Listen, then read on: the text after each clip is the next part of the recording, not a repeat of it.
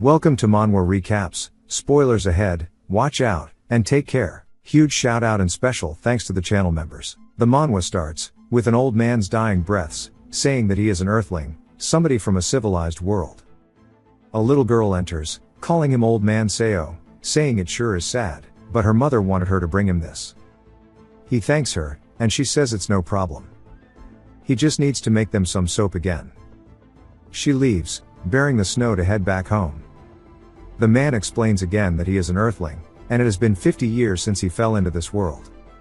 They were on their way to the company workshop with director Kim and everybody else, when they were suddenly swept up by a landslide. He woke up in a strange land. There was a giant fox with 3 tails, a 2-headed red snake, but also strange men who could all fly. He had fallen into the world of the Muram novels that he used to read from time to time. Despite that, he knew his co-workers would live better lives than everyone else, all except for him. There was a sage-like being who descended from above and was in awe of his co-workers' mythical talents, and took each one of them into the sky. Kim remained on the ground. They had their hopes that something special would happen to them as well, but he and director Kim had no special abilities. Without knowing much about how the world worked, all they could do was manual labor. After 6 months, director Kim told him he couldn't live like this any longer, and used all his money to buy a third-rate martial arts book sold on the streets. Within 3 months, he mastered it, becoming a fully fledged martial artist. He worked for the nation and learned martial arts that were more and more advanced. After that, he became a powerful warrior and left for Zhonghu. He was left all behind. He wondered if something special could happen to him as well, but until the end, there wasn't a single thing. After 50 years, he is now just an old man, dying from the common cold. As he continued to spit up blood, he said that he tried his hardest to live.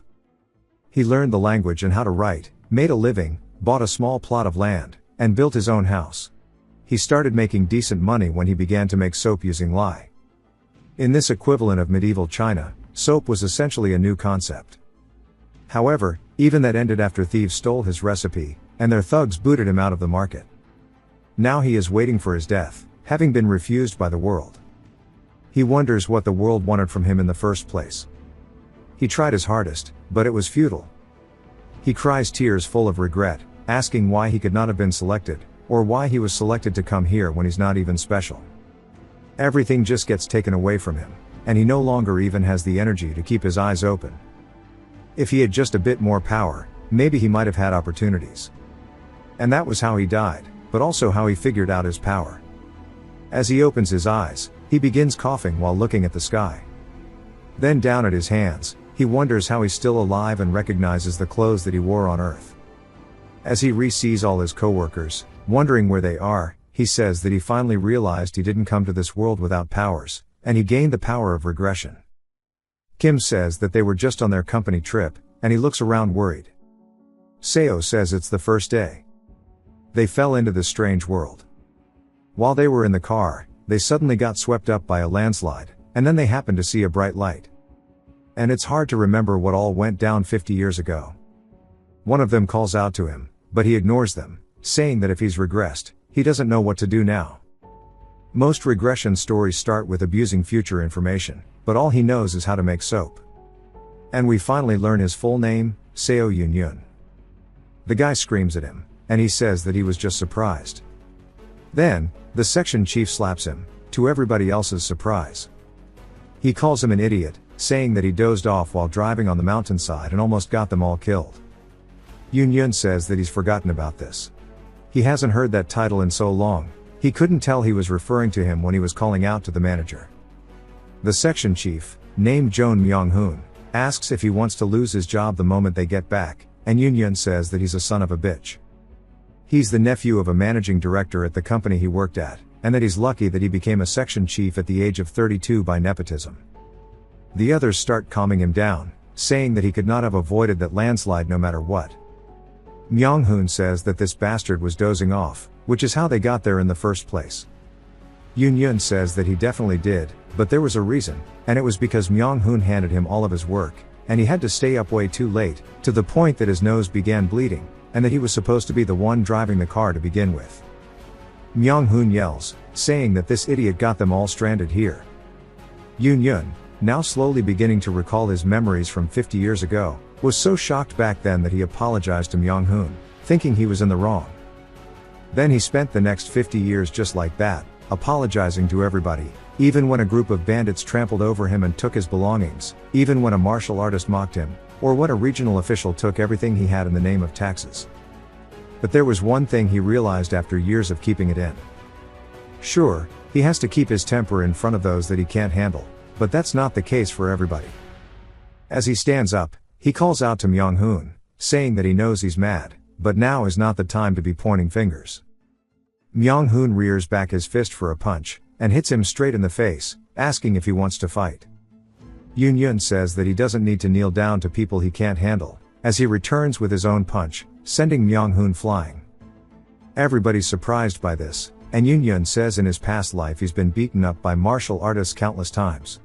As he hits him one more time, he says that he was beaten up by bandits while getting herbs in the mountain, and by even more bandits on Bad Harvest, and even by officials because he couldn't pay his taxes. As he starts rocking Myung-hoon's shit on the ground, Yoon-yun says in this world of violence he was able to gain something that these people lack, and that is pure violence. And if you hit people in the eyes, their fear is amplified. After being beaten up like this, only 2 words instinctively leave your mouth. Myung-hoon starts apologizing, saying that he's sorry over and over. Yoon-yun says he doesn't have mythical talents mentioned by those transcendent individuals, or amazing martial arts that would make him famous in the world, but he does have the ability to change his fate. As Myung-hoon begins holding onto his head, manager Kim approaches him, asking how he could do that to his own colleague. Yoon-yun says that he's right. He got so angry, but he's sorry if they were shocked. He won't see these people again until he dies anyways. And he bows his head, as he was saying that he was the one driving, apologizing for that too. Kim says that Myung-hoon was being really harsh, and there's nothing he could have done. But even so, he overreacted, so he wants him to apologize to Myung-hoon directly. Yoon-yun says that he's going to continue seeing director Kim, telling him that he's right, also that he will become one of the strongest martial artists there is once he gets to learning. If he supports him as much as he can in this life, he's sure he'll get something out of it. That means he needs to get on his good side now. He stretches his hand out towards Myung-hoon, saying his reaction was not warranted, and he's sorry. Myung-hoon, though, is just pissed and goes to curse at him, but takes a good look at his face and turns his head, feeling nervous. A little later, Kim says that they should try to get out of the woods and look for a village. Yoon-yun says that's the logical thing to do, but common sense has no place in this world. Here, immortals fly wild, trying to secure their immortality, and the only rule that reigns in this land is the strong devours the weak. The people of this place will fight with swords for wealth and honor, and the forest therein is called the Ascension Path. There is no village, city, or nation anywhere remotely close. Yoon-yun tells the director that the sun is going to set soon, and they should set up a shelter somewhere safe. Kim thinks about it, saying that he's right. They suggest basing out of the car, as there's quite a lot of things they packed for the workshop. Yoon-yun says it's a shame, but they won't be able to find it.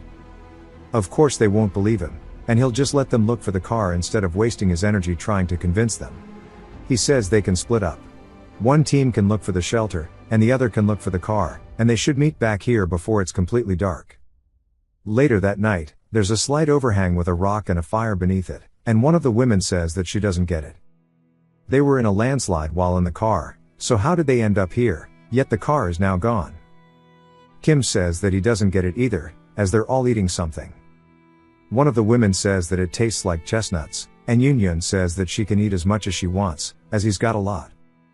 Kim laughs, saying that it's a pretty serious situation, but they're having fun, thanks to him. They knew he was this dependable even back in the company, and if he remembers correctly, Yoon-yun was really tired while driving because he had to work late yesterday. And they know it was Mingo's fault. One of the women says that he's right, and their manager is really diligent. The other two also agree, saying that it feels like they're camping, thanks to this cave he found. In his past life, they found this place only after being lost in the woods for hours. He tells them he was just lucky. Kim says that Buddy should just take the compliment, and Yoon-yun decides that he'll enjoy this moment, as this is the last time he can laugh with them like this. As the night slowly comes to an end. Later, Yoon-yun looks terrified, saying that he offers his greetings to the Lord of the Forest. as we see a giant fox, saying that they have quite the unique sense for humans. Despite having lived thousands of years, they have never smelled humans like them all. One of the women wakes up, wondering what's going on outside, and they all start screaming at the sight of a monster. Yun tells them they need to show their manners to the Lord of the Forest and get on their knees. The fox begins drooling, saying that every time they come across humans, they are reminded how foolish and rude they all are. And usually they would rip off all of their limbs, but since one of them seems to know how to treat them, it will forgive them this one time. With that being said, they must pay the price for being in their territory. And if one of them offers an arm, it will let them remain.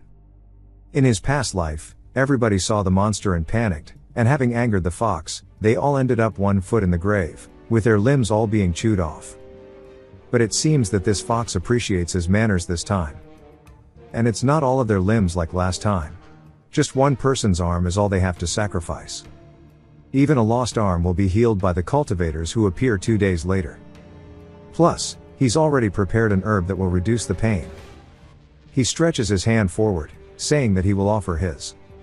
Everybody's surprised, and the fox says that he sure does know manners, and they will try to make it as painless as possible. Yun begins screaming as blood flies everywhere, and it starts scarfing down his arm. The rest can't even watch. In pain from bleeding out, he reaches towards the herb that he found and starts eating it, saying that that shit hurts really bad. The fox says that it expected a slightly different taste, since they smell different. But it's the same as the other humans, rather he tastes awful because of all the impurities in his veins. Yun says this medieval morphine is kicking in, and he apologizes that his offering wasn't good enough. The fox says that they can stay for 7 days in the territory, and he won't have to worry about dying due to its divinity. Then it dashes off, breaking the ground beneath it, flying into the sky. The rest immediately run over towards Yun, and he says they should head inside, and he will explain. He met that fox when he left the cave earlier this morning, and the fox told him some things. They're all surprised they're in Murim, and Kim says that he never would have imagined this. Yun says they'll be safe for a week since he gave up his arm. Kim asks what they're going to do about after, and Yun says they need to give up something else. But he continuously sweats like crazy, and slowly his head starts to sink, as he tells them he's getting sleepy, so he needs to rest for a bit. They all look horrified. I'm not sure if this is the moon or a giant eye, but it's peering down at them. We hear some of the people asking Myung-hoon how he could say such a thing, since Yun sacrificed his arm. The others also say they can't agree with him, but Myung-hoon asks who wants to give up their arm and a leg in a week. Oh, and the others say they can't agree with him. Oh says that Yun is still very useful, and he's the one who gave them food and shelter. Myung-hoon says that just means they have to learn as much as they can from him in a week. Since he's already lost an arm, he won't last long, and that they should have him be the sacrifice again.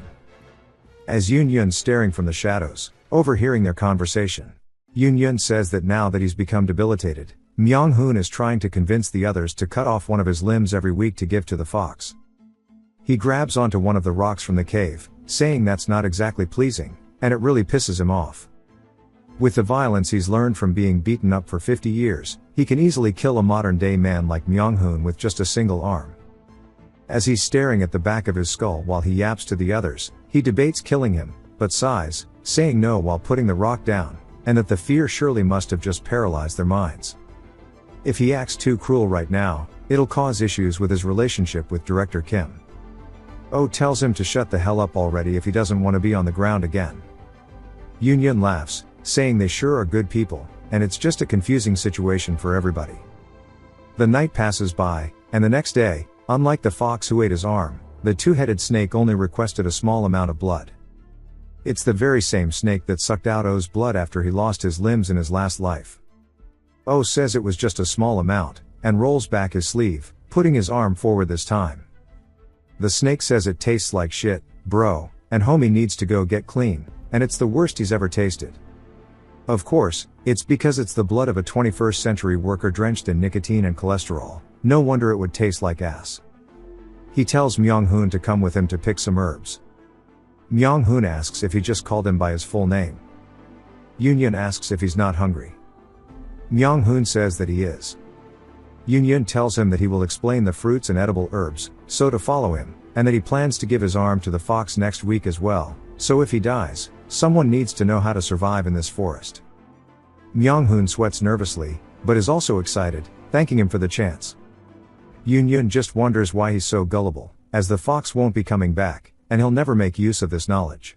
Later, we hear Yoon-yoon screaming at him, asking how many times he needs to tell him this, and that he has to lock in, as that fruit will get him killed, asking if he understands. He continues to teach him how to forage.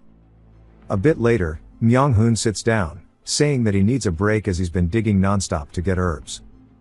Yoon-yoon says this is how he was punished when he first entered the company, and he needs to finish before dusk, so to hurry up.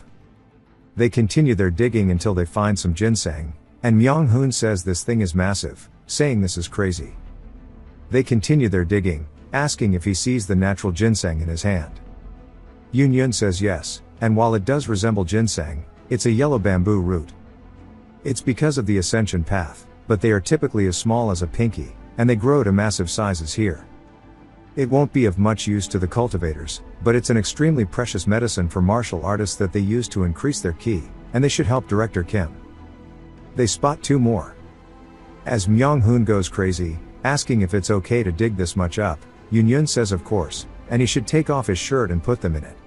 Some kind of storm is brewing off in the distance. Yoon-yoon says it's time to head back. It's actually not a storm, but forces colliding in the air, sending out a crazy shockwave that causes Myung-hoon to fall to the floor, but it's not just Myung-hoon, as everybody else is immediately succumbing to their pressure, screaming as well.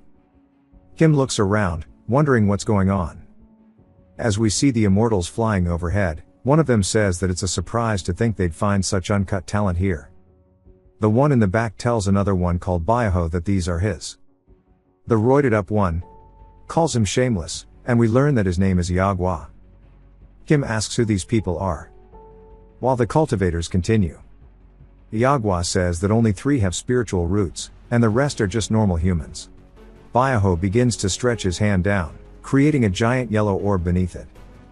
The first thing he does is zap the living piss out of Myung-hoon, saying it's the body of the heavenly golden thunder. Turns out Iagwa's a woman, and she says that it's her turn. She starts playing a tune, causing one of the woman's heads to start ringing like crazy, and she lets out one hell of a scream. Iagwa says that it's the ghostly yin transforming a mortal root, and she can't believe such a thing existed. Now it's time for the Roid warrior, as he lands down, telling Oh he has a unique body, and he can't believe such a unique one could exist. He will take 3 of them as disciples to the Azure Heaven Creation sect, and they have the talent to change the entire world, asking how it sounds. Oh though can't breathe due to the force, but says if he refuses, he'll die. Iagwa might be a man, I'm confused bro. It tells O to head to the Black Ghost Valley instead. Byaho chimes in, saying that they can give him the power to overturn the heavens, and they will ensure he gets all of these things within 100 years. As they continue arguing about who's going to take him, Myung-hoon is slumped out, and one of the women is getting carried by Iagwa. Kim asks if they could get them out of the forest, as they're all going to die at this rate. Byaho uncorks a gourd, telling them that mortals worry too much, as they start sucking Myung-hoon into it, asking how they got here with such worthless bodies. The Roid warrior picks up O, while saying that it seems like one of them lost an arm to the fox, and seeing the wound, he offered it up himself. He may be immortal, but he sure does have guts. Yoon-yoon thanks him, and the Roid warrior says that they've captured all the beasts and monsters on the way here, and that it'll be safe for the next 10 years. Kim asks them where they are going, as they don't even know which way to get out to leave. While calling out to Myung-hoon, oh, and the woman who we learn is manager Kang, Yoon-yoon says the same thing happened 50 years ago. No matter how hard they shouted, they were ignored and continued on their paths, but at least he had his arm healed. Kim starts panting, wondering what they're meant to do in a forest like this. As shooting stars begin to fly overhead, he asks if there's something in that direction. The next day, it began storming like crazy. In the cave, one of the women is coughing up blood. While the other tends to her, she tells Yoon-yoon that she's in terrible condition, and we learn that her last name is also O. She asks if there's some kind of herb they could use to stop it. Yoon-yoon says they have to wait longer, as someone might appear and heal her. As he stands staring at the mouth of the cave, footsteps begin to approach them, and a man says that mortals in the ascension path is like ants suffering among the competition between dragons. Kim is surprised, asking them who they are. They smile, saying that they are the Sea Dragon King, Seo Huil. A little later, they ask what he means by control the storm. Turns out that he's here because the storm appeared out of nowhere, and he came to look for its cause, and it seems that the lady laying on the ground must be the source of the storm. She's an ordinary woman without even a trace of cultivation, so how could she wield such overwhelming power? Additionally, she's not even doing it consciously, and it sure is strange. Yun says that they are the ones confused. Not only have they just recently got here, yet one after another powerful people like Huil is appearing and taking away his companions. Huil begins laughing hella loudly, saying this means that a few of his colleagues had extraordinary potential, and then, as if it was pre-arranged, powerful cultivators showed up and took them away. Here Huil is now conveniently appearing in front of this woman. Yun says exactly, and Huil asks if they know where they are. This place is known as Ascension Path, or the Path to Ascension. There's a key gateway that leads to the upper realm. In just a few months, a dimensional rift called the Ascension Gate will open around here. It happens once every 1,000 years, and countless high-level cultivators and spiritual beings would have already begun gathering around to ascend to the upper realm. So it's quite likely that cultivators like himself would appear. Yun says he understands, but Kim is confused, as they took the others to join their sects. If they're ascending to the upper realm, how can their colleagues join them? Huil says that he guesses it might be hard for mortals to understand. There's a technique among cultivators used to shrink large objects and store them in a set of magical tools like this. They're likely holding their sects inside them. Their goal is to ascend to the upper realm along with their entire sect when the Ascension Gate opens. In fact, he too has packed one of the undersea castles of his Sea Dragon clan inside of this very item. There are 1,800 sea dragons inside of it. Yun and Kim are surprised. I'm sure Yun is pretending, but Huil says that it sure is peculiar, because if this woman were to join, she would become something extraordinary. Kim tries to tell him to wait and calls out to her. He then drops to his knees, as his eyes begin bulging out due to just the sheer pressure of being by Huil. Huil says that he'll give her his blood and accept her as his kin. That would be the best for all of them, and one more piece of advice, they shouldn't casually ask high-level cultivators questions. Kim begins pouring blood out of his eyes, nose and mouth. Huil says that he answered because he's generous, but others would have killed them for the mere act of curiosity. The storm rages on as he transforms into a dragon, flying into the sky. The next day, with the storm gone and the sun overhead, one of the women says she can't believe that their colleagues have been kidnapped. Not only that, but there's also that avalanche out of nowhere. She starts to laugh, as if going crazy. Yun walks over, comforting her. She says that he must not be taken as well, because if he is, she won't be able to survive in this forest alone. He tells her, unfortunately, their time is up, as she begins crying immediately. Feeling the intense pressure, she drops to her knees, saying that something is coming. Kim asks her what's wrong, and birds begin flying, fleeing from the forest. She tells him that it's here. And we see some kind of cyborg beast with an old person on it, asking how mortals got to the path of ascension. They laugh, saying that when it's about to open, the surrounding space becomes unstable. They might have been caught in a spatial storm, and that they really are a genius. The old person then asks who emitted that massive pressure just now. As that was such a powerful presence, they thought a sage from the upper realm had descended, wondering if it was that girl. Kim tries stopping them, saying that she is their colleague, but gets flung away without the person even lifting their finger. Yun runs over, catching him, and they both start sliding backwards across the ground. Kim thanks Yun, but looks at the marks left behind on the ground reminiscent of his skid marks in his underwear. He realizes this is bad and tells Yun that his back is crazy bad, but Yun tells him he's okay. The old person then approaches the woman, saying that she doesn't have any spiritual root, but they can awaken it with their power, and they wonder what would happen if such a strange consciousness evolved into a cultivator's divine presence. She begins crying while looking over towards them both. The old man asks if she's really still clinging to her worldly attachments after he offered to take her in. He begins to force choke both Yun and Kim. He says that in that case, he's gonna sever those ties for her. She begs that he doesn't, and she'll do anything he asks if he spares them. He says that she must forget all of her worldly ties. She tells him she understands, as he lets go of them. He says that if he leaves them here, she'll remain attached, so he will turn them to a mortal nation nearby. They'll be randomly scattered through a dimensional rift. Not even he knows where they'll go. It begins sucking them in, and Yun reaches for the herbs, as he prepared them before they would leave. The woman cries, calling out to Yun. As they both lose consciousness, we hear people talking up their wares, trying to sell them, as they are now in some kind of alleyway. Yun opens his eyes and wonders where they are, because in his previous life, this isn't where he went, and that the immortal was telling the truth, and that this is a random area. He thought this place felt familiar, and he sees this is the place he once lived in. It is the capital of Yangguo, Siakong City. As they continue waking up, Kim tells him that he can no longer keep up with what's going on anymore.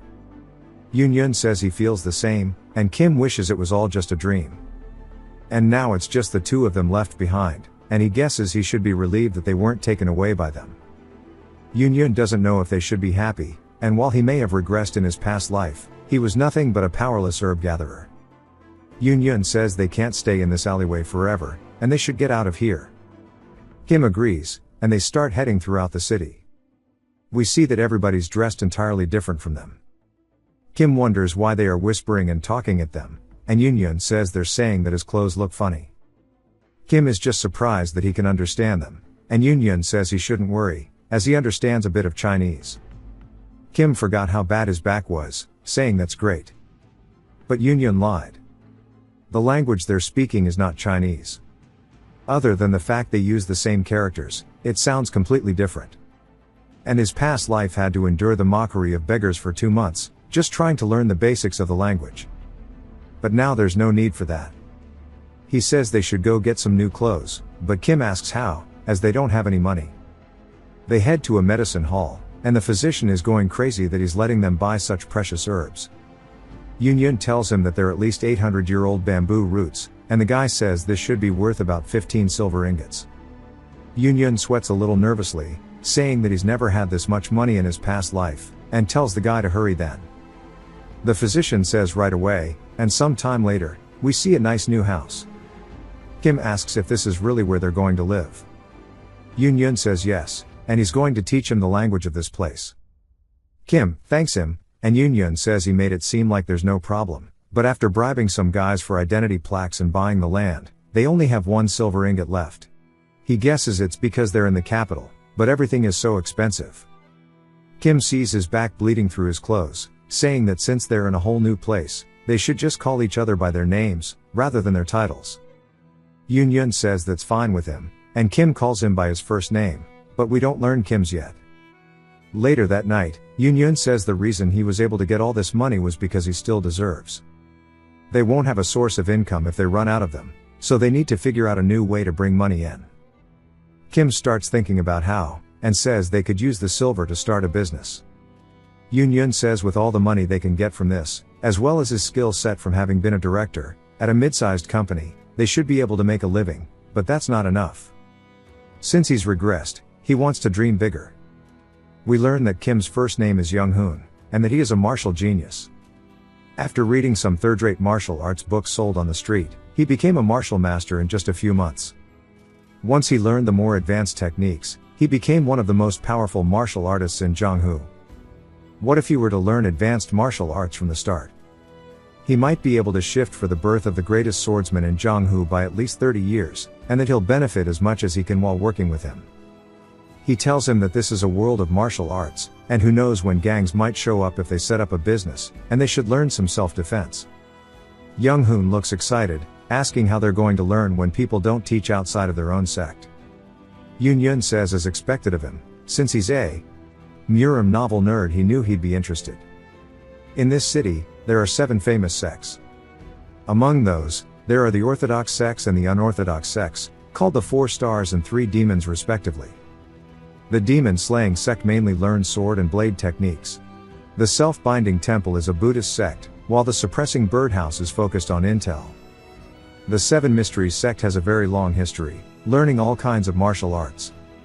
On the other hand, there is not much known about the 3 demons. It is said that they are proficient in stealth techniques and sorcery, and do tons of illegal things. He asks which sect he thinks suits him best. Young Hoon says that it's the demon-slaying sect. Since a martial artist should wield a sword, and a man should learn blade techniques, Yun says it's fitting for the man who's called the best swordsman in his past life. Young Hoon is just curious how he knows all this, and Yun says he was eavesdropping on some martial artists talking earlier. We get a whole 3-month time skip, as some men tell him to stop before a gate.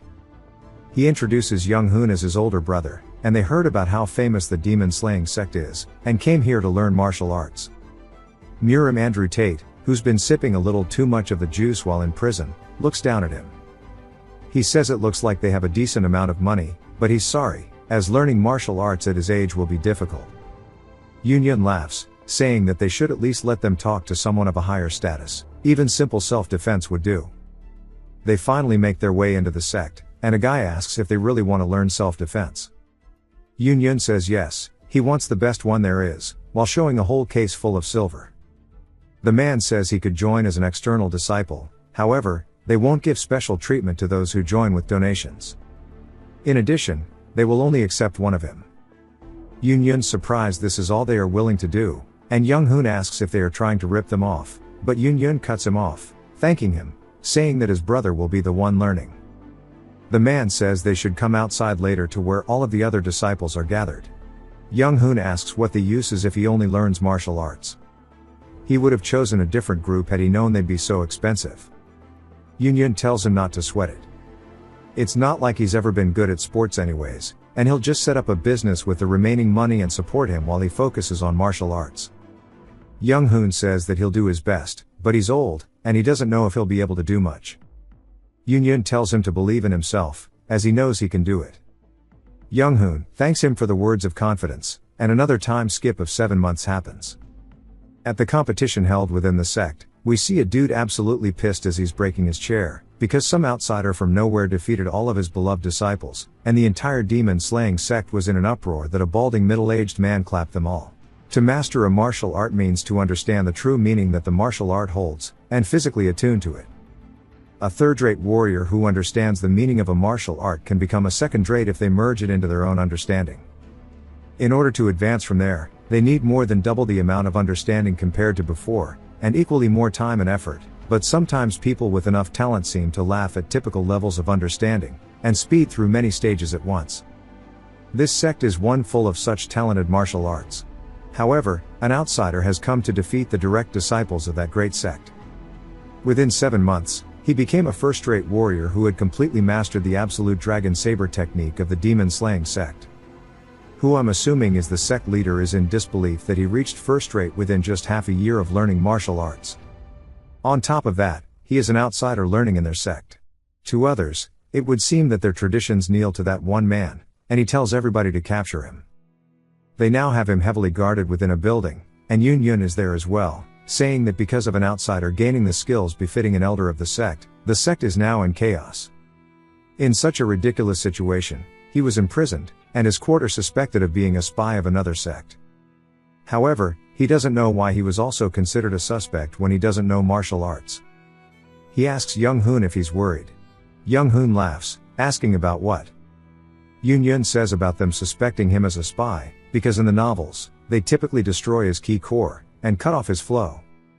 Young Hoon says that's true, but for some reason he's thinking he's approaching the next wall, and if he crosses it, he can advance to the next stage.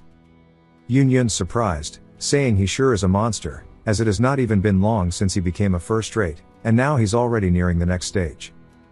Martial peak awaits after, sect leaders of great sects or elders are at, and they are known as absolute masters, and there's only about 1,000 of them in the whole nation. Martial arts never mention the stage after that, so martial peak is essentially the last stage you can attain by learning martial arts. And his assumptions were wrong. At this rate, the birth of the greatest swordsman in the world will be sped up by 40 years instead of 30. A whole week later, he's meditating with 3 lotuses blooming overhead. He lets out an exhale as a blue energy leaves his mouth.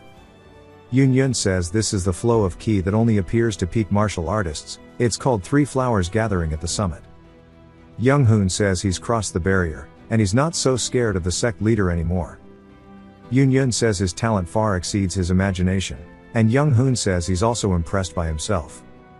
He never knew he'd have such talent, and maybe this is why he always loved martial arts novels as a kid. A man then approaches them, telling them to listen well, as they have orders from the sect leader to destroy his key core for stealing their martial arts. Young Hoon finds it amusing, but Yoon Yun puts his hands up, saying that he's not a spy. And before he can finish his sentence, they punch him in the face, as they heard the two of them speaking Korean and misunderstand it as a code-like language. Young Hoon draws his blade, slicing the man's wrist, causing him to drop his sword. Young Hoon says this was his first sect. Andrew Tate asks how dare he do this, but Young Hoon instantly cuts not just his, but everybody around them on the wrist. Realizing he's a peak-level martial artist, they begin running to inform the sect leader, leaving the room full of swords and blood. Young Hoon says he intends to visit the other sects and train, asking what he wants to do. Yoon Yun says he will accompany him, and they should go to the unorthodox sect, the dragon fighting stronghold. Young Hoon laughs, saying that they can go ahead and meet there, as he will end the pursuit of the elders and leader. Sometime later, Young Hoon is laughing at a mountaintop, asking Yoon Yun what took him so long. Yoon Yun says he's just too damn fast, and sees his blade is covered in blood. They used to call his violence out until recently, even if it were to survive, and the world is changing them into something else. It would be great if they could return to their everyday life on Earth.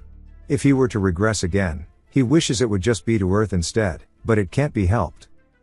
Now that they're here, they need to do what they can. After being betrayed by the demon-slaying sect, Young Hoon took over the dragon-fighting stronghold. 2 years after that, he toured each region to defeat various sects, and in the third year, he finally managed to destroy the emblems of every sect, and was known as the greatest martial artist under the heavens.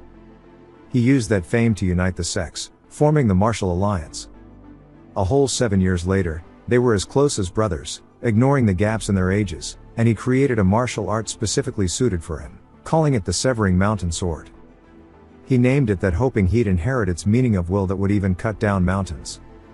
If he masters it, he knows he'll be able to reach the peak. Not only that, the Dragon Vein Key method that was created alongside it. This is true first-rate martial arts, different from any second or third-rate. If there was a problem, it would just be one thing. As Yoon Yun falls to the floor, Young Hoon taps his club on his shoulder, saying that this is really unfortunate, and that Yoon Yun has absolutely no talent. Even though the best martial artist under the heavens created a martial art specifically for him, and taught it to him one-on-one, he barely made it to third-rate after an entire year. Yoon Yun says he guesses it can't be helped, and he does have some talent in medicine at least. Young Hoon says people are talented in different areas. And eventually, decades have passed, and one day he witnessed it, as there were now 5 flowers over Young Hoon's beautiful head. Yoon Yun says it's a level he'd only heard of in legends, as the 5 energies converging to the origin. Young Hoon starts to release an otherworldly glow from his eyes and mouth, and his body begins contorting and shifting as his hair grows longer and longer, and even changes color, and he releases a powerful surge of energy. Young Hoon calls out to him, and Young Hoon begins laughing, asking what has him so surprised. Now I can actually call his hair beautiful without it being ironic, as he went through a body reformation. Yoon Yun tells him that he looks younger than he does. Young Hoon laughs, asking if that's so, saying that he feels so full of life he could do anything. Yoon Yun tells him the world would be shocked at his skeletal restructuring, and Young Hoon agrees. Young Hoon says that he needs to hand the Martial Alliance over to a successor soon. Young Hoon asks if anybody fits the bill, and says that the Martial Alliance leader must have at least some skill in martial arts, but not a single one understands martial arts properly. Yoon Yun tells him that he's just extraordinary, and there's no genius like him in the world. Young Hoon looks out the window, asking if that's really what it is, saying even so, there's simply nobody who is worthy. We get another 15-year time skip. Atop one of the buildings, we see Yoon Yun explaining that it's been 35 years since he started his life on this path. He's already in his mid-60s, and he wonders what Young Hoon is up to. After a single year since his skeletal restructuring, he passed the position of alliance leader to his successor and left, and Yoon Yun really wanted to retire with him, but to manage order within the alliance, he had no choice but to stay as the strategist of the alliance until now. And that Young Hoon wished to travel around once more, maybe it's because of that, but he didn't come to his retirement ceremony. Yoon Yun sighs, saying that it's way too quiet here. He bought this manor with his retirement funds, but it's too big to live in alone. He spots somebody, asking who it is, and when he gets closer, It's none other than Young Hoon, who's laughing. Yun asks what happened to him, and where he's been instead of coming to his retirement ceremony. Young Hoon then lays on the ground, and Yun asks what's wrong with him. Young Hoon just looks up at the sky, saying that he truly believes he was blessed with a gift in martial arts. Yun tells him that's correct, saying if he's not a genius, who would be? Young Hoon says he's right, and that he is one. Among those in the area, no, rather any ordinary mortal, nobody is capable of matching his martial talent. Young Hoon laughs at him, saying ordinary mortal, as if he himself is ordinary. To everyone else, he is the strongest man underneath the heavens. Young Hoon then tells him that he fought a cultivator, saying that surely he remembers them too, from 35 years ago, when their co-workers got kidnapped by those flying monsters. Yun says of course he remembers. Monsters don't reveal themselves easily, but they lurk within the shadows of the royal palace here, manipulating the entire country of Yangguo. Ever since the Align was formed, their influence in the country grew, and they began to direct their influence onto them. Young Hoon had problems with this, but as going against their order would mean opposing the nation itself, he had no choice but to follow orders for the sake of protecting the martial alliance. Because of that, Young Hoon gave up the position of alliance leader, and he wanted to duel them as an individual. By scouring Yangguo alone, Young Hoon tells him the cultivators were truly difficult to find, even when he did locate one. He says that mortals weren't worth fighting, and used illusions or simply flew to leave, making it difficult to fight them, but 5 years ago, he was finally able to duel one. Yun asks him if he won, and Young Hoon says he did. Yun laughs, saying that if he had done that while he was the alliance leader, he would have caused a lot of trouble. Young Hoon is shaking, saying that he put his life on the line to fight a cultivator who was in the key building stage. He barely managed to make a small cut on his fingertip. Yun looks surprised, and Young Hoon continues, saying that the cultivator said that even a single scratch would count as his loss, so technically, he did win. Yun asks if the key building stage is one of the 10 strongest cultivators, and Young Hoon says no. The key building was the second to lowest stage in the world of cultivation. Using the standard of a martial artist, it's akin to being a second-rate. Yun is in disbelief, saying that's nonsense. In his previous life in this one, he knew that cultivators were ridiculous beings, but Young Hoon's martial arts undoubtedly reached the sky.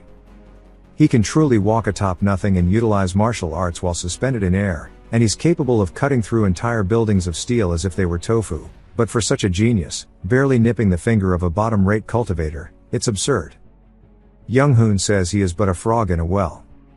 They cannot face the cultivators, and they are living natural disasters.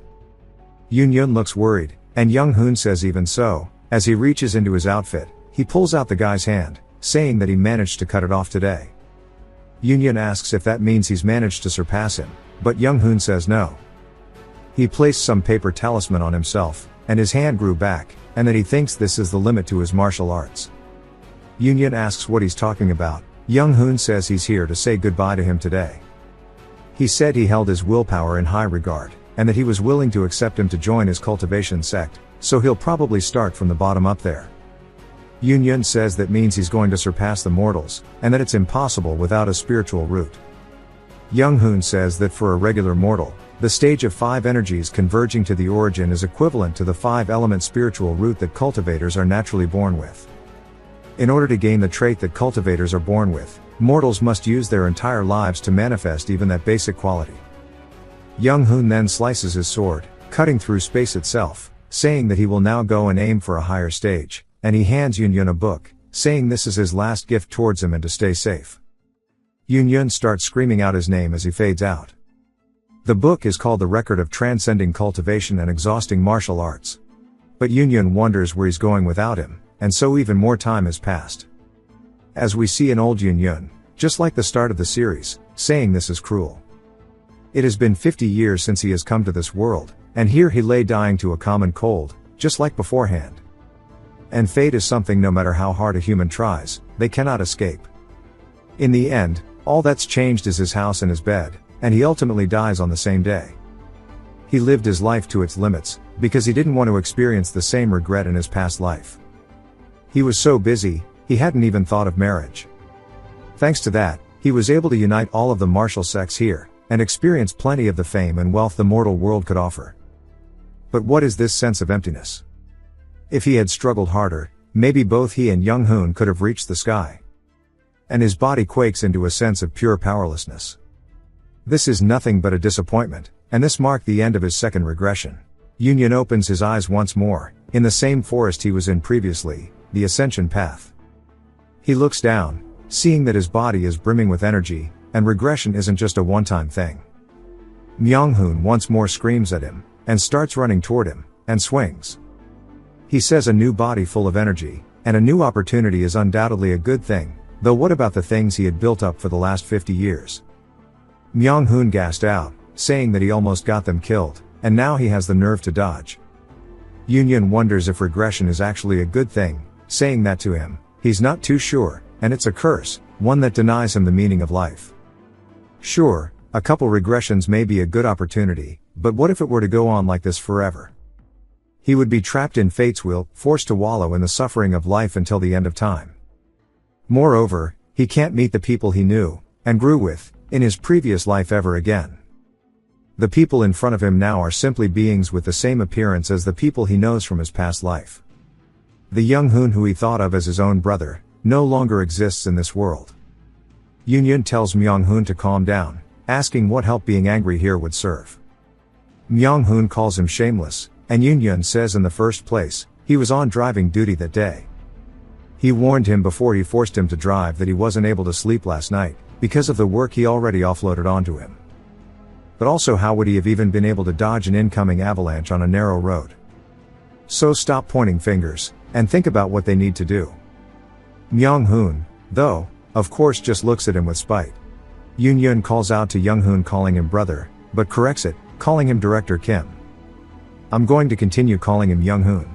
He says he'll search for a place where they can stay before the sun sets, and everyone else should go look for the car.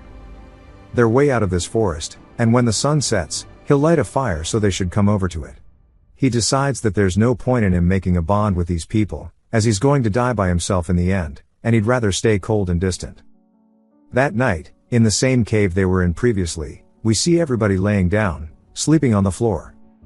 Union says that he fears the unending regression of time to come, and that his ability of infinite regression must be removed, saying maybe it would disappear if he somehow returns to Earth, seeing how he always regresses back to this moment of the ascension path, but how exactly would he even get home? He recalls that one crazy cultivator saying that when the ascension gate opens, nearby space is destabilized, so ordinary humans could have been caught up in its spatial storms. Union says that the ascension gate is what he's looking for, and it must be related to why he fell into this world, and maybe he can return to his original world using it. First, that means he needs to grow stronger. As an ordinary mortal, he cannot accomplish anything. He needs to become a cultivator, just like Young Hoon, and dedicate his life to it. Once he gains a longer lifespan by becoming a cultivator, he'll be able to research the ascension gate sufficiently, and that right now is his current and only goal, to become a cultivator and go to the ascension gate.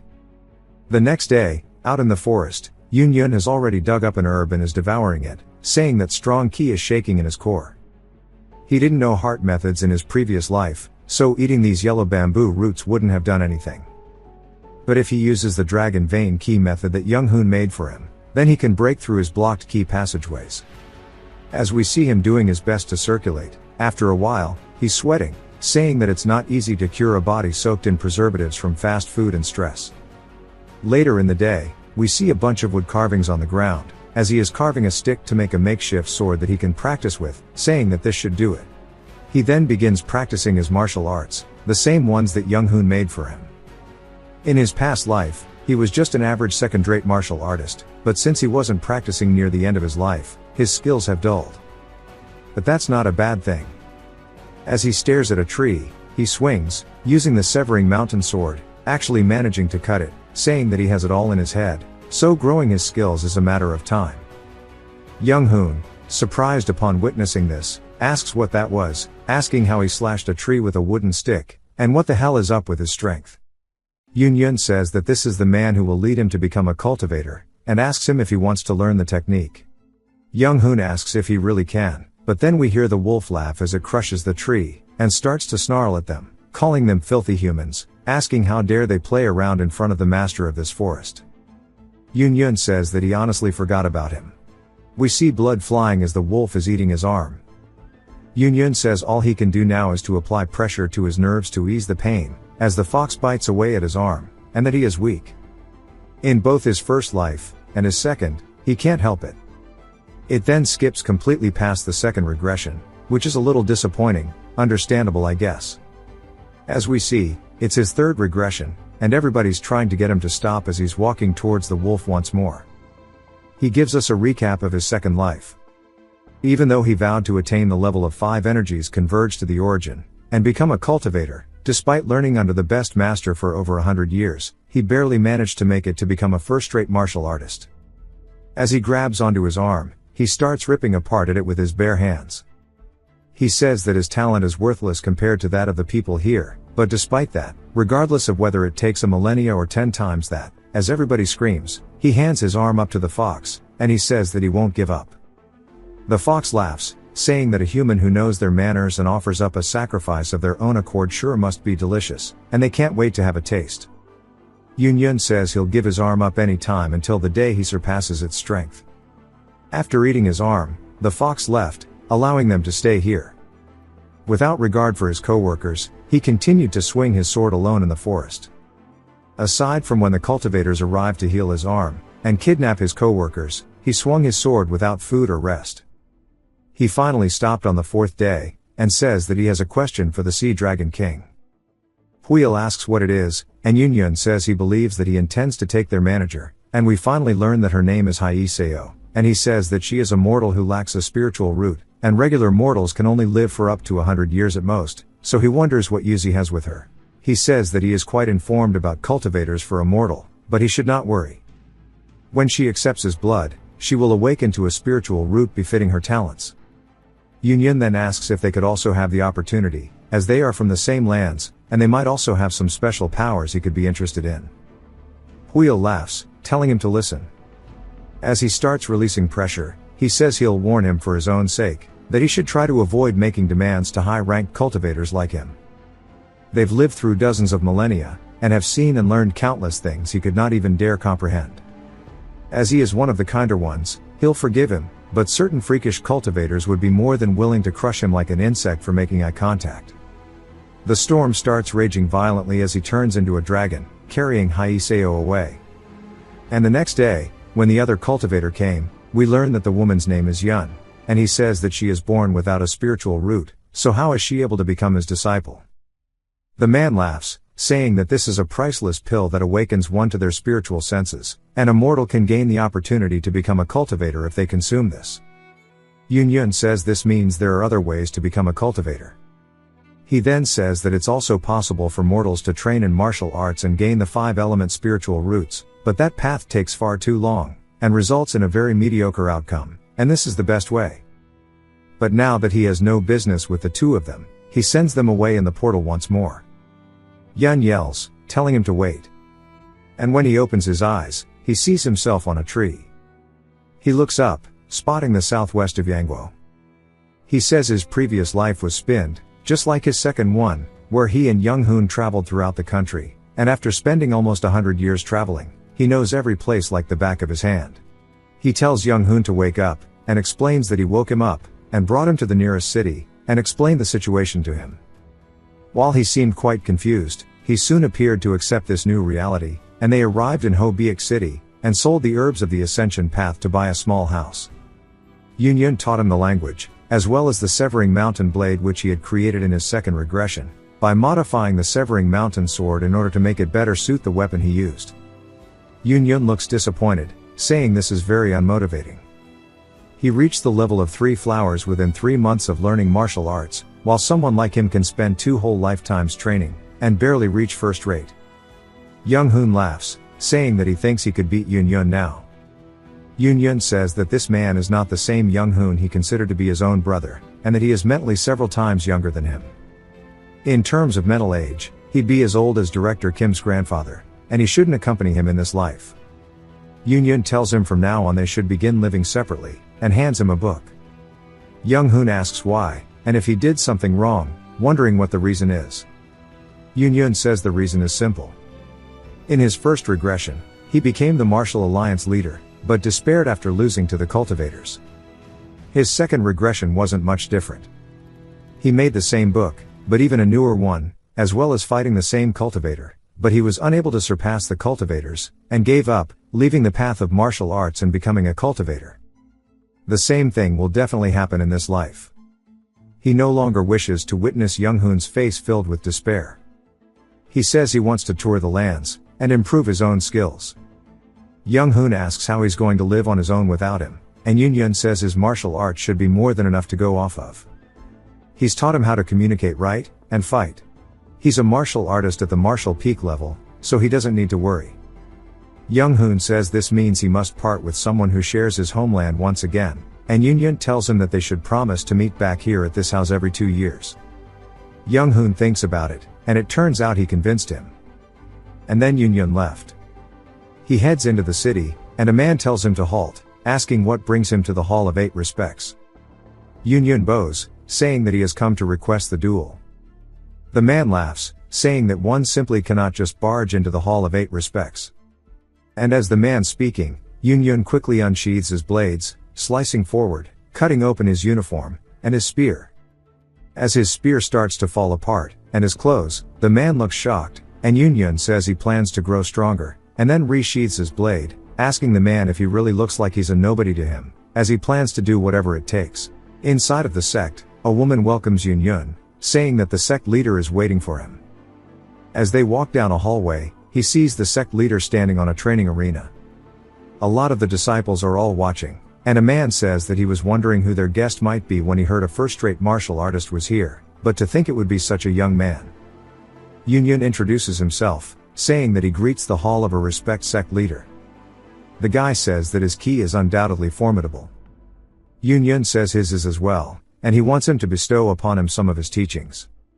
The sect leader releases his weapon, which is like some form of a multi-section weapon. Yoon readies himself, and the sect leader says that he will make the first move. He leaps forward, and Yoon dashes sideways, dodging the attack. The man then uses his ki to wrap it around the weapon, changing direction towards Yoon's head.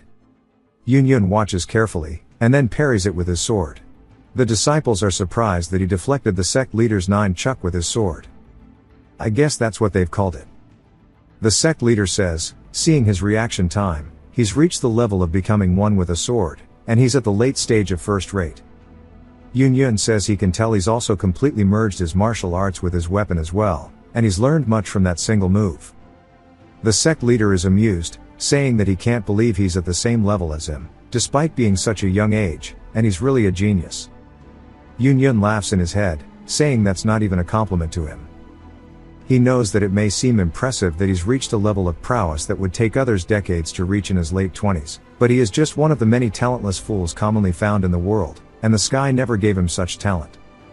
Yoon though takes the praise, and says that despite his lack of talent, he was able to develop a level of martial prowess equivalent to those of geniuses, and that regression is the only opportunity for him to use it. He decided to act as a genius for now, saying that he will use sword energy from here on out. The sect leader says that he should as well, and he will take things seriously. Yoon comes in with the mountain severing sword first form, transcending peaks. The sect leader dodges sideways. Yoon goes with the second form, entering mountain, following it with the third form, ascending vein. The sect leader continues, he blocks the attacks, and then starts to imbue even more ki into his 9-chuck. He and Yoon start going blow for blow with one another, as sparks fly. The sect leader says that his sword art is monstrous, and he can't get through it at all. He then goes for a low sweep, which Yoon leaps over. Yoon returns with the 7th form, called Deep Mountain, thrusting forward rapidly. The sect leader dodges to the side, but one of them grazes his cheek. The disciples can't believe that the sect leader is losing the tempo, but note how Yoon's sword is becoming faster as he goes through his forms. Yoon goes into the 11th now, called Cliff Edge, and he destroys the arena. The disciples recognize that it's not just his speed, but his power as well is increasing. Yoon then runs in with a diagonal swing, which the sect leader blocks with a segment of his 9-chuck. His hands begin ringing from the force, and he realizes this is bad. Yoon says it's time to end this, as it's the 12th form, called 7 Lights, emerging peak. He leaps up into the air, and as if some of the cuts slash through reality itself, we see purple particles emanating from them as he cuts the sect leader's weapon into pieces. The disciples are speechless as the sect leader falls to his knees, saying that he has lost. Yun bows, thanking him for the opportunity, then walks away from the arena. As he's heading out of the sect, there are tons of people watching him, but nobody's saying anything, and Yun says that there's no backlash, and that the Hall of Eight respects as an orthodox sect well known for following a strict moral code, and he should visit the unorthodox ones the next time. With this tour of travels, he will make sure to reach the martial peak in his life. He ended up touring 4 more medium-sized sects in Sealkyong City. Among them he lost to the Inryu sect and the Huiyang sect, but was victorious at the Gaesu and Yuguang sects. Now he's at the Hujing sect, fighting one of the disciples as we see him shatter his sword, sending him flying backwards towards the elder. The guy's eyes start to roll back to his head, and the elder laughs, saying that he's the young first-rate who's been challenging sects around the city, and that he's seen his skills well. Yun says that he was able to learn much, and the guy says it's now time for him to face off against 10 of their elders. These dudes are all copy and pasted type shit. They look scary though. Yun asks if this is how unorthodox sects exact revenge, as he thought the duel ended with his victory, and he never even heard of a consecutive duel, especially not one where the challenger would fight 10 on 1. The elder hits him with that suspense really? Saying that he's heard of it now though, and it's called the Bonnie Blue method. Yun says this dude is old and sly, and that if he lets his devious ways be known to the other sects, the name of their sect will fall to the ground. The old man says there's no problem. He will receive a simple scratch while dueling at their sect, and that scratch will become infected, and he'll fall into illness, and that they will have taken great care of him, and that people will believe that despite their best efforts, he passed away. And that it's not like a dead man can possibly refute their words. Yun says he's even more crazy than he thought they would be. Yun tells him to attack then, as he accepts this ridiculous duel. He says it's time for him to finally get some real fighting experience with his life on the line. Later that night, in another city, at an inn, we hear laughter erupting. A drunkard is talking about a young martial artist that went to challenge the Hujing sect. It sure is an unfortunate end for him. The other patron agrees, saying that it's his fault for challenging an unorthodox sect to a duel. The general consensus is that when you're young, it makes you naive, and they all seem to believe that the world will go as they will it. Everybody thinks he's just killing himself by going to fight them, because while they are a sect in name, they're practically a group of bandits. He's probably buried by now, but we see his bloody shoe enter the inn. One of the workers greets him before seeing him soaked in blood, and Yun asks for 1 bowl of noodles. The dude says, certainly, telling him to come in, and all the guys talking shit are just making faces, and they looked afraid to even look at him. That night, as Yun walks past them, he says that those guys were crazy, and he almost died. Not only was it 10 to 1, but they even poisoned their weapons. Thank God he learned medicine of the highest level during his time as the Alliance's strategist. If he hadn't eaten the curing pill and stimulant he made beforehand, he would have died. Also, he had to fight every single lackey of the sect as well, as the old dude was absolutely furious. He yelled, getting everybody to charge into the room, and they were using bows and spears. Yun fought like an animal in order to survive, and as he's enjoying his noodles, it's proof that he did. He ended up killing the sect leader by stabbing him in the chest. He cut the survivors' tendons to cripple them for life, so they won't even be able to think about revenge. He finishes his bowl, saying that overdosing on a stimulant is making it impossible for him to relax right now, as his hands are all jittery, and he's definitely not going to be able to sleep at all for the next few days. So he's going to challenge an orthodox sect to a duel. As he grabs his sword, he leaves, proceeding on his journey. This ridiculous feat of him defeating an entire sect and then enjoying a simple bowl of noodles causes his name to be spread among the masses. As gossip roamed all throughout the city, soon people gave the said crazy martial artist a befitting title. They called him the one with infinite fighting spirit. While Yun lacks talent, his goal to the martial peak is as far as ever, and this is why he must continue his fight. He even weaved through life and death to inch closer and closer. For a talentless man to break the wall, he must go mad. If one lacks talent, they must embrace insanity, and that is the only way a talentless man can catch up to a genius. And so he went through various places within the country, and fought several duels a day, whether they were orthodox or unorthodox sects. And after 5 whole years, at the manor they were promised to meet at, we see dust getting kicked up. Yun is in the 14th form of the Severing Mountain sword, called the Key Mountain Flowing Heart. As we see his sword vibrating with a circle around it, he says that sword key in the form of silk is something that can only be used by those who have a soul.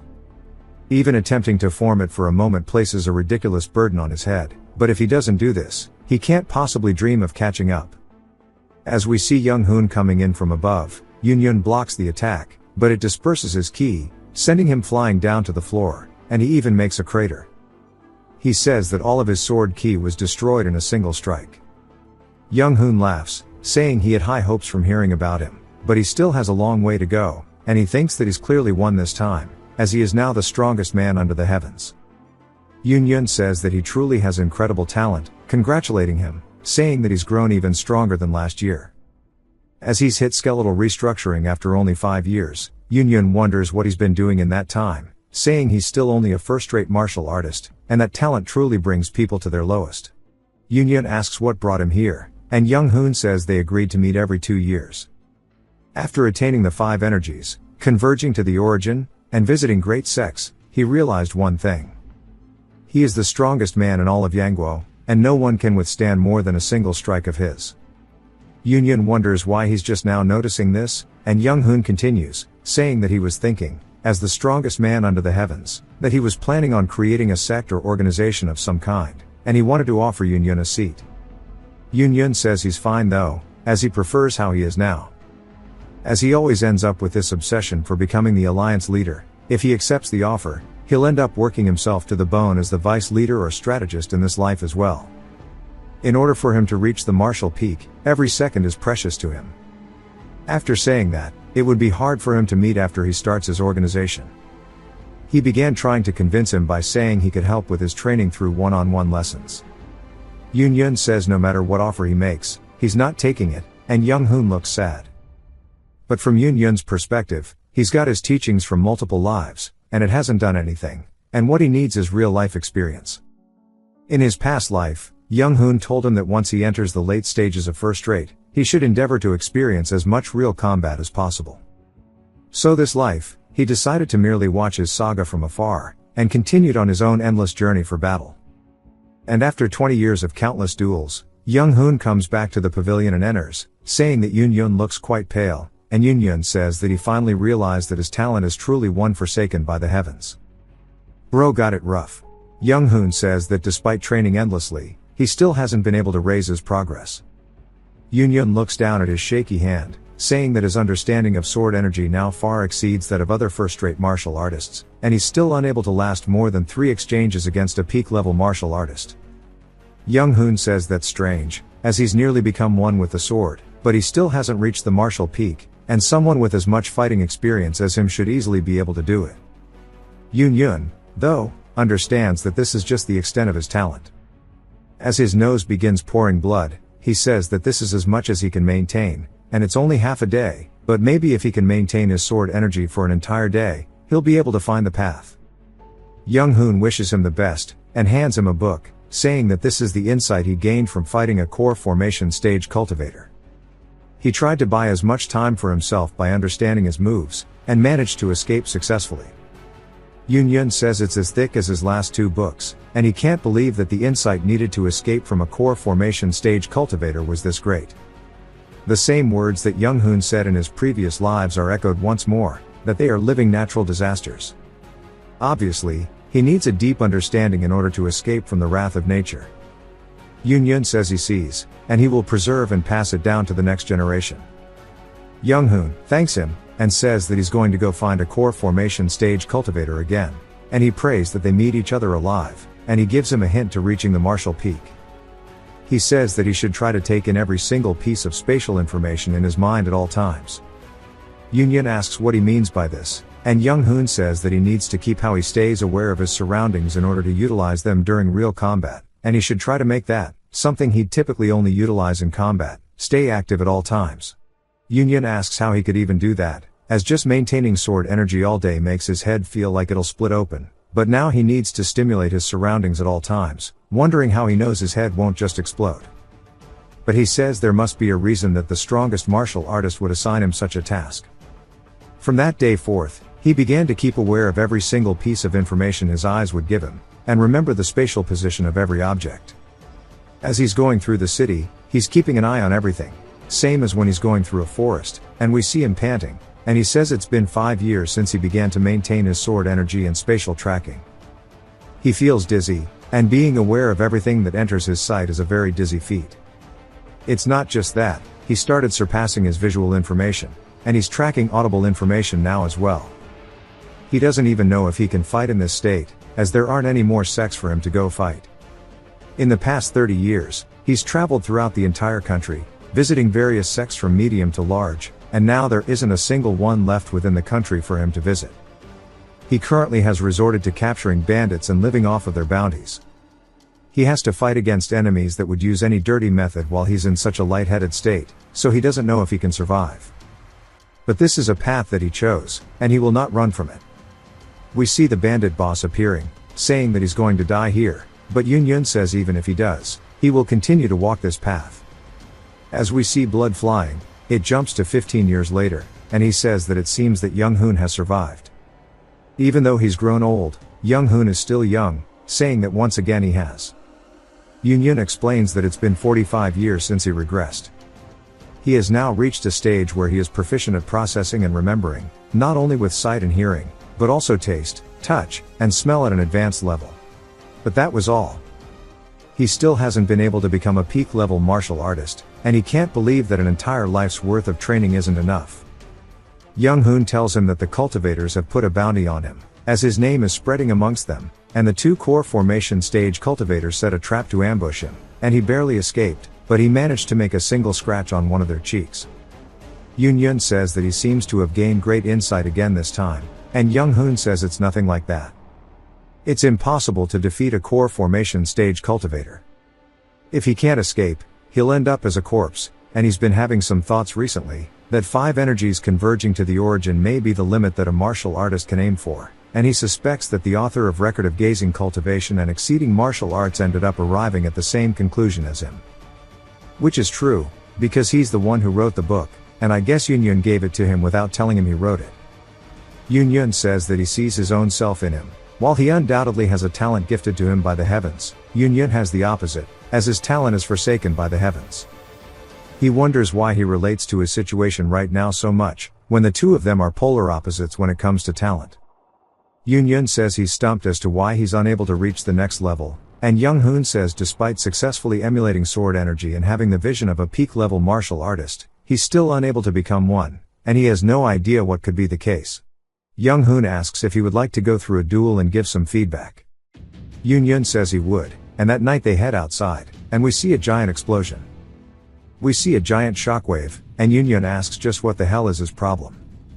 Young Hoon says he doesn't understand, as he should have become a peak-level martial artist ages ago. Yun asks what that even means, as clearly he hasn't, while spitting up blood.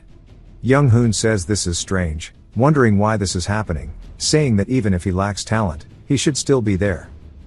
He then thinks about it, saying maybe he lacks a catalyst. Yun asks what he means, and Young Hoon says it's like a strong sense of drive or emotion, an event that might get him to exceed the limits of his concentration and surpass his talent. This makes Yun snap and lose his reasoning, and he asks what the hell he means by that, as he's done nothing but wield the sword for the last 50 years. There's no way he can get more desperate than he is. He's struggled his entire life, desperately trying to escape being a first-rate martial artist. He's activated all of the key flows in his body, and he even holds his sword in his sleep and keeps his sword energy active. He's reached the point where he's processing and memorizing every bit of information, even his dreams. He falls to the floor screaming at the heavens, asking why they won't show him the next stage. He says that he knows how it looks for a 70-year-old man to curse the heavens for his fate, but he can't help it. He's only pursued the sword for his entire life, and he doesn't have a clue what the next stage is like. Young Hoon watches him, feeling defeated, and then tightens the grip on his blade before swinging, cutting into a tree, saying that he's created martial art during their duel that should fill in his weak points. He knows this is no proper reassurance for his needs, but he hopes learning it will help him calm himself. It's called the Mountain Lord Martial Arts, and the Transcending Peak Steps. Once again, Young Hoon disappears like nothing's ever happened, and 5 years later, Yun says it's been 50 years since his regression, and he doesn't have a lot of days left to live. He wonders if Young-hoon's passed away, saying they haven't met in some time, and that this must be their fate. Both of their talents just end here. Yun says no matter how much they struggle, mortals can't escape the fate the skies have set for them. Young-hoon, though, does appear behind him, asking what he's talking about. We see him missing both of his arms, looking horrible, and Yun asks what the hell happened to him, saying that he's in a grave state, and he should go get the medical tools from his house. Yun's coat then starts to get pulled up as he and Young-hoon dodge and attack narrowly. Yun just wonders how he's grabbing him when both of his arms were chopped off. Young-hoon then tells Yun to look, as a cultivator is chasing them, and this is the price he paid for blowing up the arm of a core formation stage cultivator. He starts laughing like a maniac, saying that he has finally made a core formation stage cultivator take meaningful damage.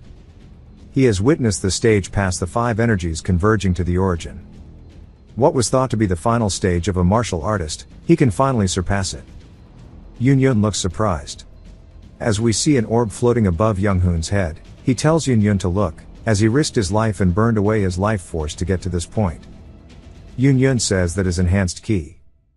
Young-hoon says that he was able to burst a core formation cultivator's arm, thanks to this, as we see it flying backwards, completely annihilating Yun's manner. Young-hoon tells him to watch, as this is the result of his life's work in training martial arts.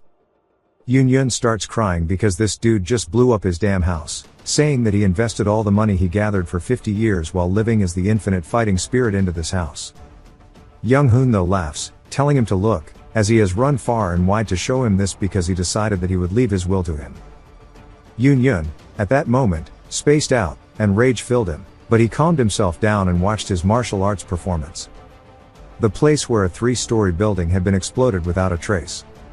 It's a good thing that he didn't have any servants in the house, otherwise hundreds of them would have died with that attack.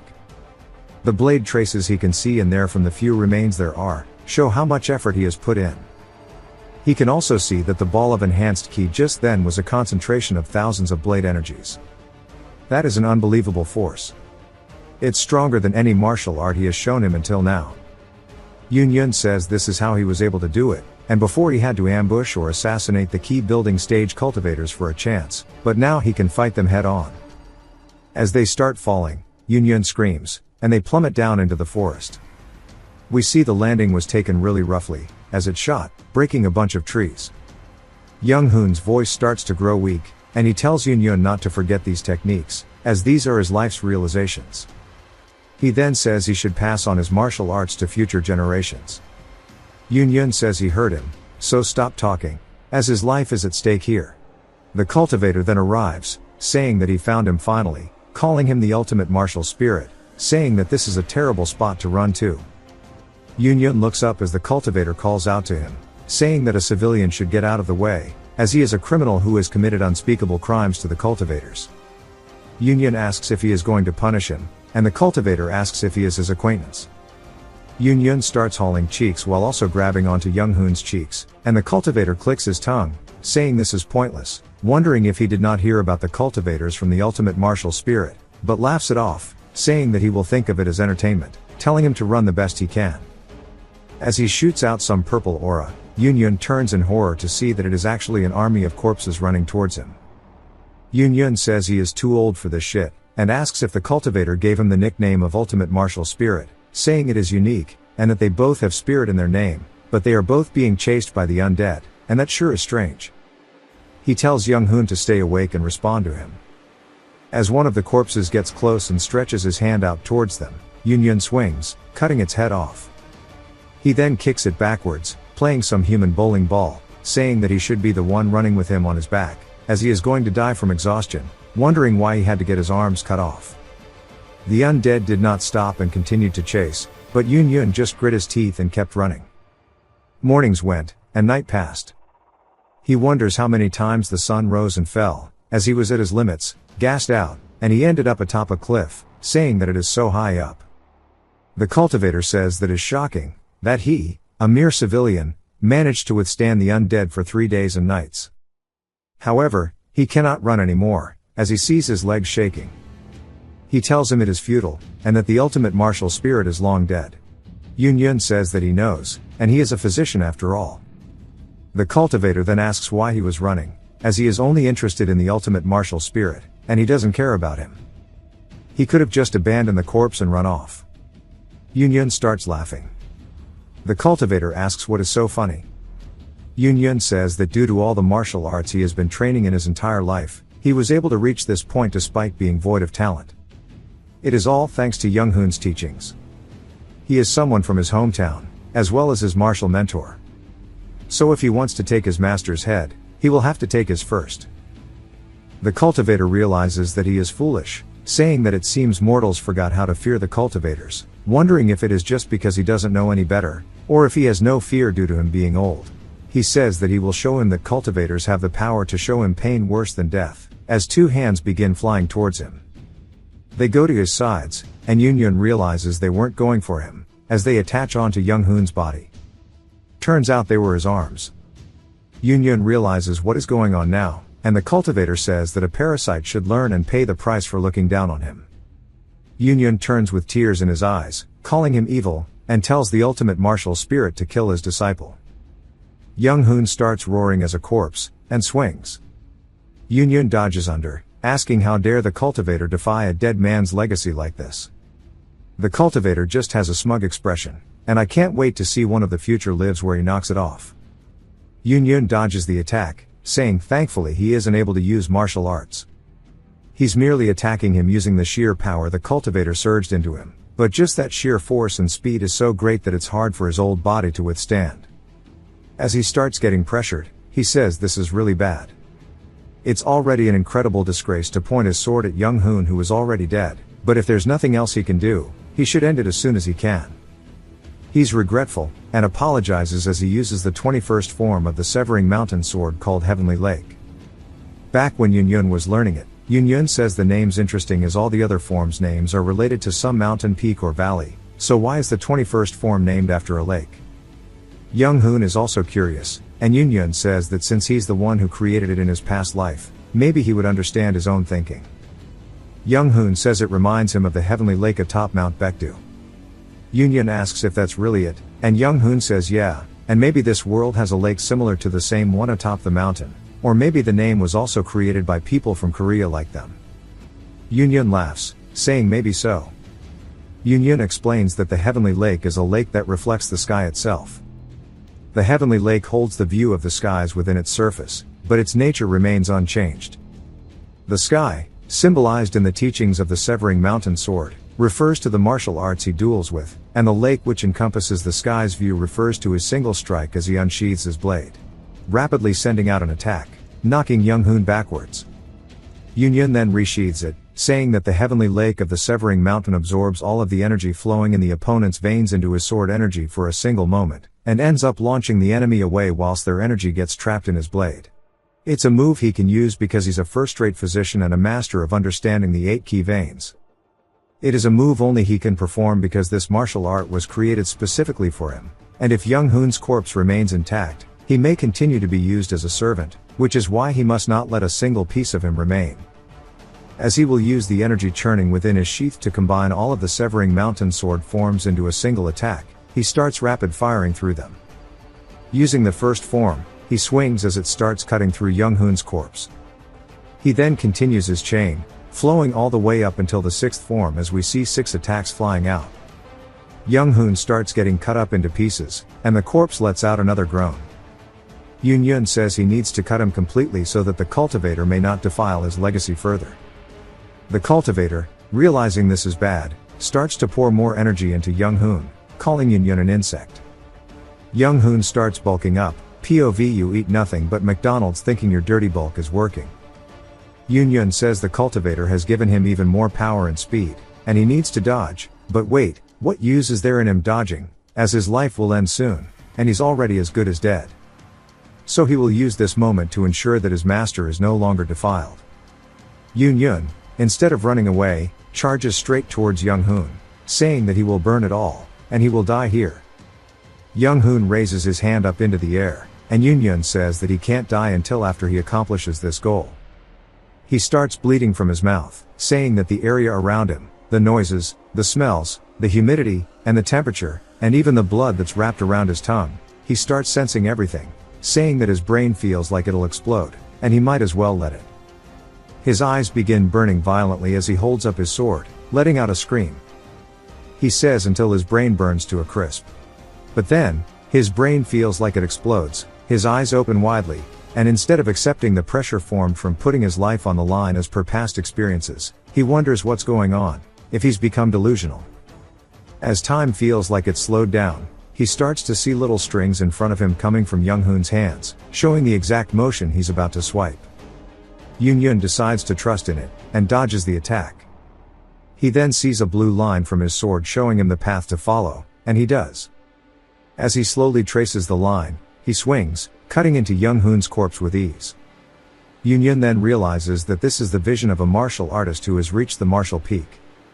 He sees Young-hoon's corpse smiling, and realizes that even though their talents, one blessed by the heavens, and the other forsaken, were polar opposites, the reason they were so similar was because they were both ultimately struggling to escape the fate given to them by the heavens. As Yoon dashes past Young-hoon, we see he actually managed to follow the lines, cutting him into pieces. It reminds me of the main character of Tsukihime. Yoon says there is no genius or dunce, there are only two men who struggled against their fates for their whole lives, one's dead, and another on death's door. He hears Young-hoon asking him if he's going to stop here, and Yoon says of course not. As he jumps up into the air, he uses the 15th form to cut the cliff into pieces, and within the debris, Yoon accepts his fate. The cultivator screams, realizing that he just ruined his perfect specimen, and Yoon says even a cultivator won't be able to defile his corpse any longer, and he hopes Young-hoon can rest in peace. And so, he finally attained the level of martial arts he had desired for so long, and put an end to this life of continuous struggles. And that was how he lived his fourth regression. These are my personal thoughts so far, and honestly there's not much to say yet. So I'll briefly talk about what I like and what I dislike. The story itself isn't unique in terms of regression, but I'm an absolute sucker for loop-type setups. For example, Eternally Regressing Night, where the protagonist keeps reliving the same day until he overcomes a wall. In Yoon's case, it's unclear if his goal is to break free from the cycle, return to his world, or ascend to the highest tier of cultivation. What's intriguing is that everyone from that work van was transported here, and each one ended up with a power or talent. We don't know much about all of them yet, but Yoon has regression and Young-hoon has insane martial arts talent. There might be more behind how and why they were transported. Fate seems to have forced Yoon to die at the same age and in the same way for his first few lives. Now that he's reached martial peak, I'm hoping that changes, though we'll see if he survives or just dies again in some ridiculous way. Character development so far is minimal, and we don't get deep looks into each life. At first, I didn't like that, especially skipping his second regression entirely. But after seeing the latest life in more detail, I think it works. We get enough to see real growth in Yoon as a martial artist. I also like how in every life, he and Young-hoon grow closer, with Young-hoon seemingly pushing his martial arts further each loop, recently even discovering a level beyond what they thought was possible. In terms of combat, I think it does pretty well in some panels, of course in others it's just an explosion. But since it has fluid moments, it makes the explosions feel like they have real power behind them. I'm a big fan of these types of combat contrasts. My only real gripe is pacing. But if you think of the bigger picture, it does make sense. As we'll be sitting there for 20ch to just finish a single life, so we just get to see the moments that are important, which is completely fine too. The personal thoughts are rather short, but we're only 15 chapters in. It's easily growing on me a ton, and I can't wait to see how it continues. Let me know what you guys think about the series so far. I hope y'all have enjoyed it as much as I have until now. Was sad to catch up, to be honest.